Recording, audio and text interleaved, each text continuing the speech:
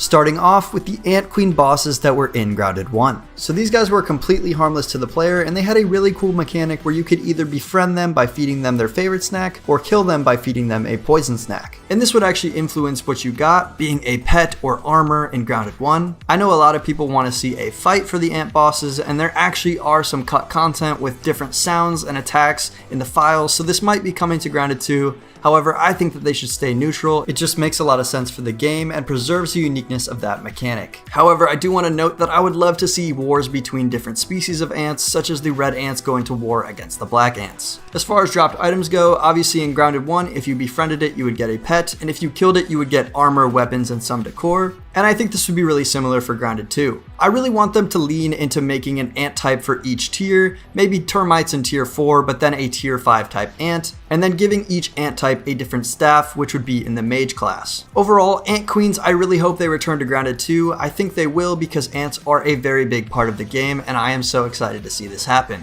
Moving on to the Termite Queen, this would be such a cool concept. We had a Termite King in Grounded 1, but obviously it doesn't make sense to have a termite colony without a termite queen. So this would be an absolute necessity if they plan to add termites to Grounded 2. Now the termite queen would be found deep within the royal chamber alongside the termite king. She would summon termite workers and soldiers, which we saw from Grounded 1, but she would also shoot a dust storm attack, and then it would make sense if near the final stage of the attack she summoned in the termite king to defend her. When we finally beat this boss, she would drop items to make mage type armor, including the royal crown, which could buff dust damage, the sandstorm staff, which would create dust clouds to limit visibility for players and enemies and deal damage over time, as well as other decor and items that we could use for base building.